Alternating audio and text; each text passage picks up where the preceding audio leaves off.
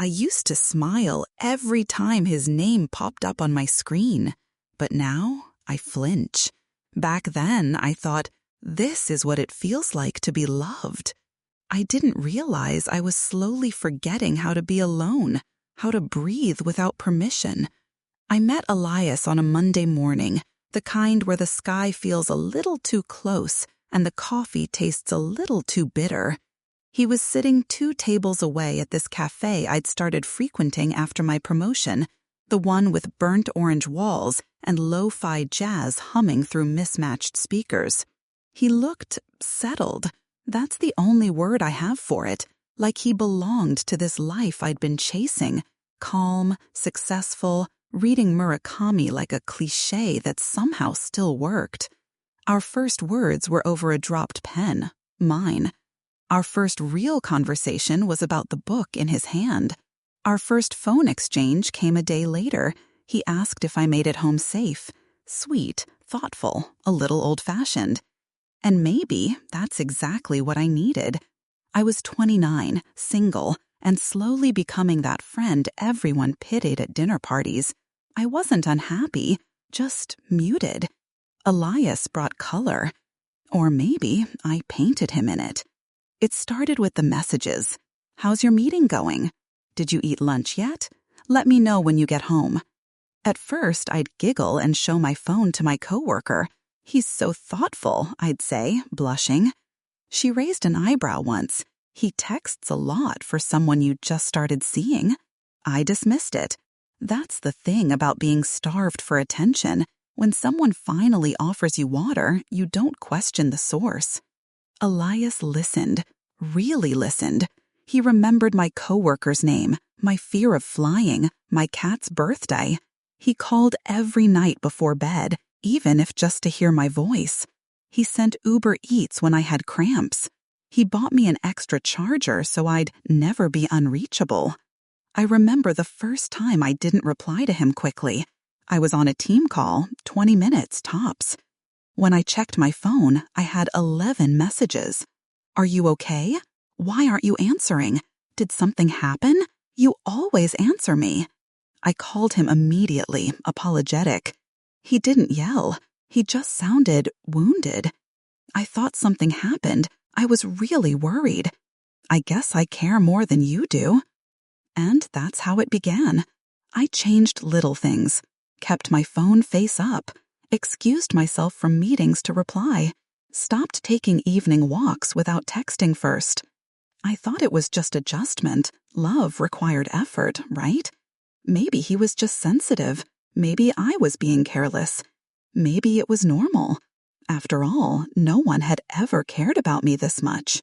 He'd check on me constantly, but wrapped it in warmth. I just want to make sure you're safe.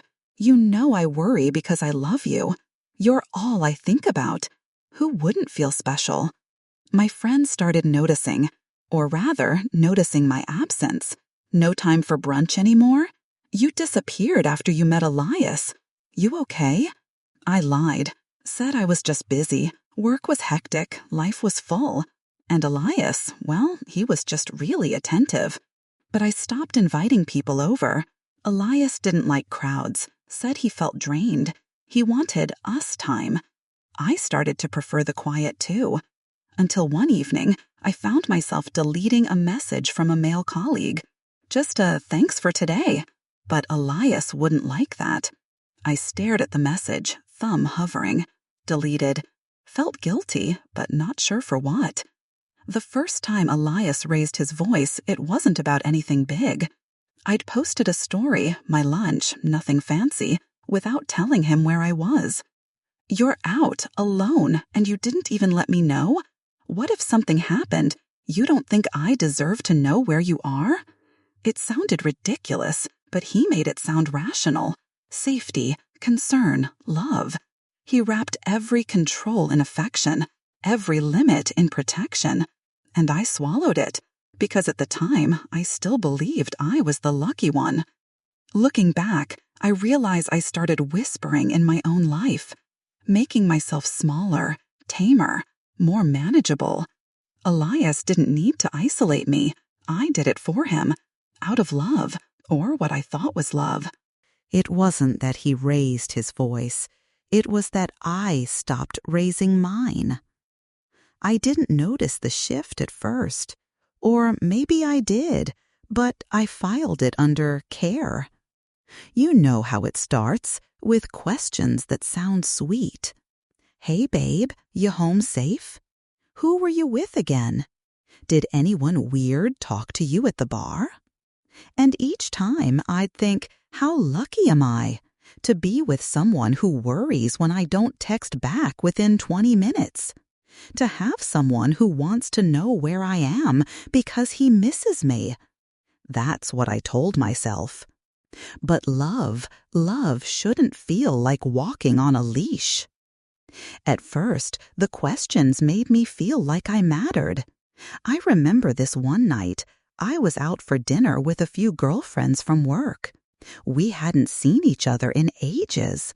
Laughter, old jokes, wine that tasted too expensive for our budgets. And then, Buzz, his name lit up my screen. Where are you now? I smiled, replied, still at the place, just laughing about old office stuff. I'll head home soon. Another buzz. Who's there? I hesitated. Just the girls, I typed, then quickly added, you want me to call you when I leave? He said yes, of course. And from then on, it became a ritual. Me explaining, him verifying. If I got home later than I said, even by 10 minutes, the calls became tighter. You said you were leaving at 10. I know, but we were waiting for the bill. I'm just trying to keep you safe. You know how dangerous it is at night. How could I argue with that? So I started preempting, checking the clock at dinner, looking at the door more than the menu, cutting laughter short because I owed someone a timestamp. One night, I texted a friend back a little too slowly. I was in the middle of a FaceTime with him. After we hung up, I saw my friend's message and replied. Later that night, as I got ready for bed, I saw his message. Why were you online after we spoke? I stared at the screen. I didn't know how to answer. Because what do you say to someone who believes your silence is a threat? He wasn't loud. He wasn't cruel. He never yelled. But there's a violence in suspicion, too. A quieter kind. A drip erosion of trust. Not just his in me, but mine in myself. Because after a while, I started asking myself the questions he would ask before he even got the chance. I'd cancel plans before they got complicated. Turn down the after-hours drinks. Avoid talking about coworkers he didn't like. My world began to shrink, but gently, like the slow tightening of a scarf on a windy day. You don't notice you're suffocating until your cheeks are red and your chest feels small. And he always had reasons. I just want to make sure you're okay. Can you blame me for loving you this much? He'd say it like it was poetry, like his fear was a compliment. And I kept drinking from it like it was something I earned. This much love, this much attention. I remember when I deleted my Instagram. It wasn't even a fight, just a quiet dinner where he mentioned he didn't like the way someone commented on my photo. A harmless emoji, a fire under a dress I wore at a wedding. I laughed it off, but later that night I scrolled through the comments. I saw what he saw, and for the first time I felt guilty for being visible. So I archived the photo, then another, until my profile was empty. A week later, I deleted it altogether. He didn't even ask me to, but the smile he gave me when I told him, that made it feel like the right thing to do. I stopped going to yoga on Sundays. It was a mixed class, men and women. He never said not to go. He just asked questions. Is that guy still in your class? Do you have to wear that? Can't you just do it at home? And so I did. In the living room, on a mat that barely stuck to the carpet. No teacher, no music, just me and the sound of him typing in the next room. And even then, I felt grateful, because he wasn't demanding. He just wanted me close. He just loved me that much. I want to say I saw it, that I noticed the isolation before it became complete. But the truth is, I was proud. Proud to be the woman he trusted. Proud to be the one who understood him, who soothed his anxiety. He had been cheated on before. He told me that so many times. And I thought, if I just prove I'm different, if I love him hard enough, he'll stop fearing the worst. But love should never be a courtroom, and I was always on the stand. It got to the point where I didn't feel alone because he was always watching, always checking in. If I didn't reply fast enough, "Are you okay? What's wrong? Why are you ignoring me?" The whiplash of love and accusation all in one sentence.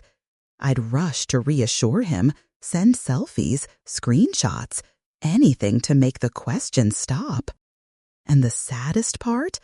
I thought this was what a real relationship looked like, that this intensity was passion, that this jealousy was proof of love, that silence on my part meant guilt, that setting a boundary was being distant. But there was one night I looked in the mirror and didn't recognize myself. I hadn't seen my best friend in weeks. My phone history was full of him and no one else. I wasn't posting, I wasn't dancing, I wasn't breathing freely. I was performing safety for a man who thought loving me meant owning my presence. And still, I whispered to my reflection, he just loves me a little too much. I said it like a spell, like if I believed it hard enough, I wouldn't feel like I was disappearing. I didn't even realize I'd stopped answering the phone for anyone but him. It was the small things at first, the kind of things you dismiss, like forgetting what your laugh used to sound like in a crowded room, or realizing your phone rings less and less, unless it's him. I don't remember when my world got this quiet. I just know that one day I looked up and the silence wasn't peaceful. It was erased. The girls stopped inviting me out. At first, I thought they were just busy. Then I saw the photos, the birthday dinners I forgot, the coffee catch-ups no one reminded me of. I'd scroll through those group pictures like a stranger peeking into someone else's life, except it was my life, or it used to be. I never blamed them. I wasn't present. Every time I did show up, I was glancing at my phone, excusing myself to text him, checking the clock. I made them feel like guests in a conversation between me and him. They stopped reaching out, and I let them.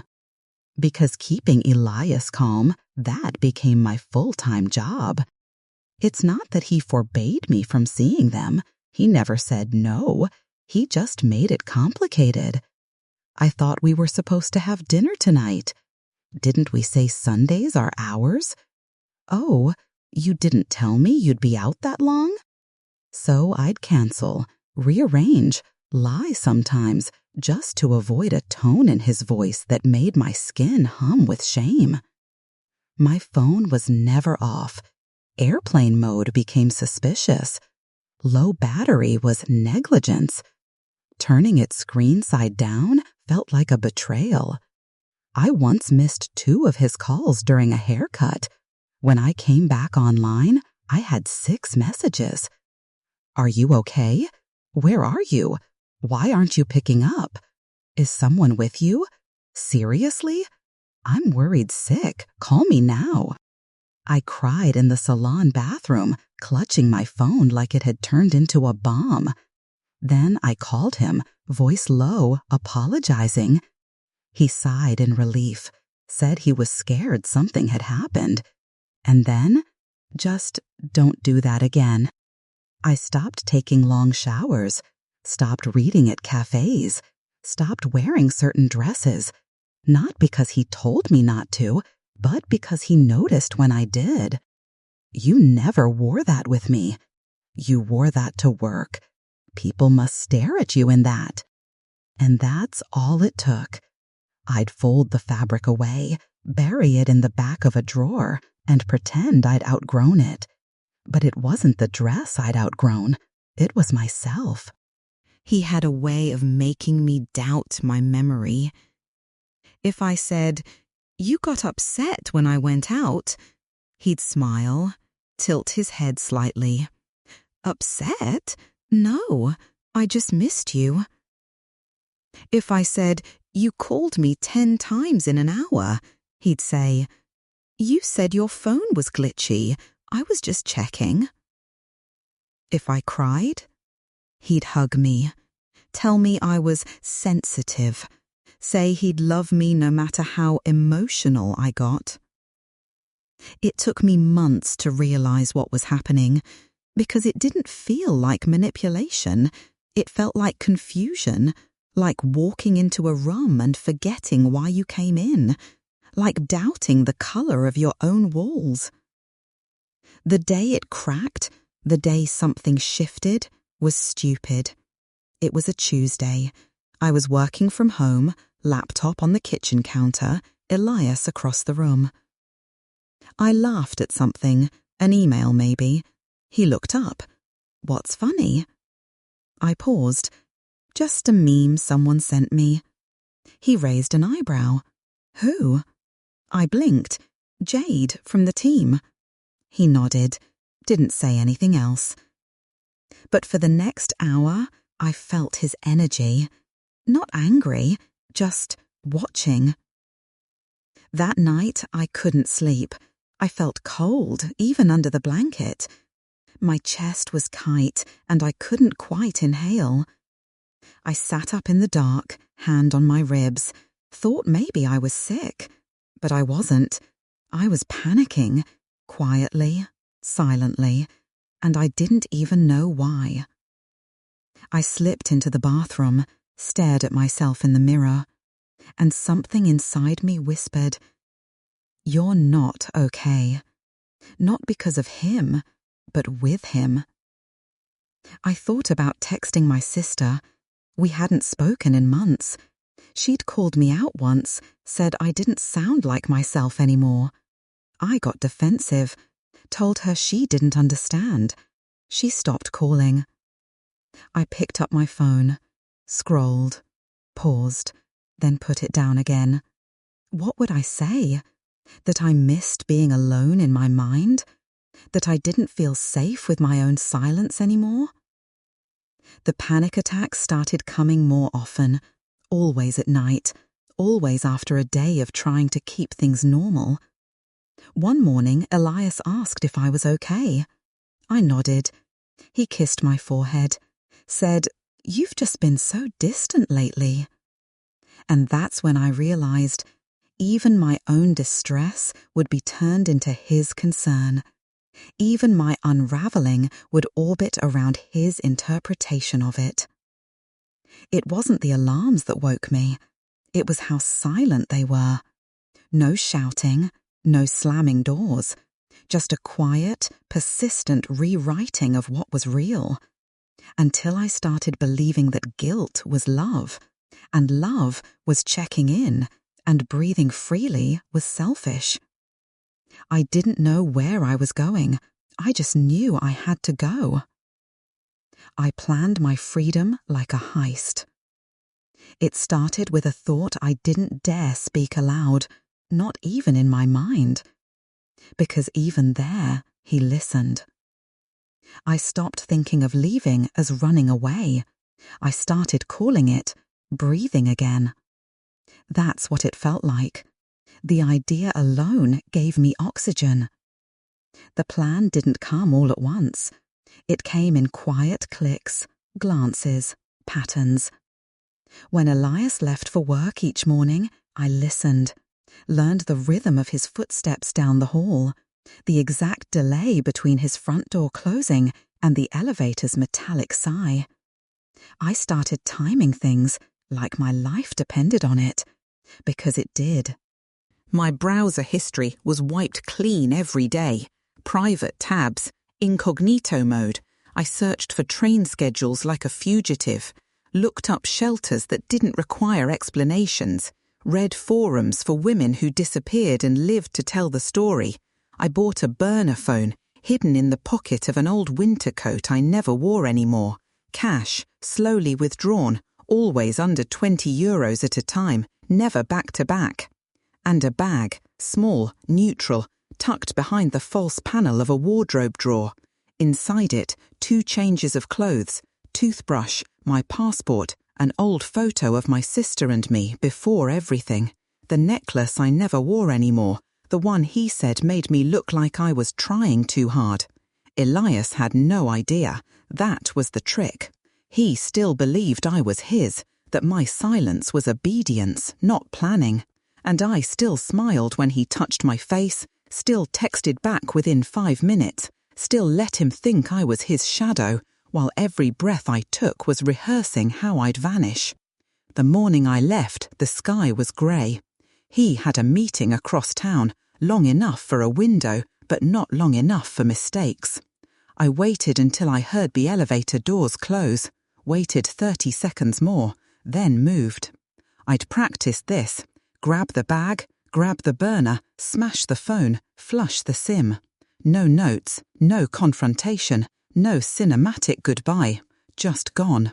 My real phone shattered into the sink with a clean, sharp crack. I watched the screen flicker once, as if surprised, then go dark. It was weird how hard my hands were shaking.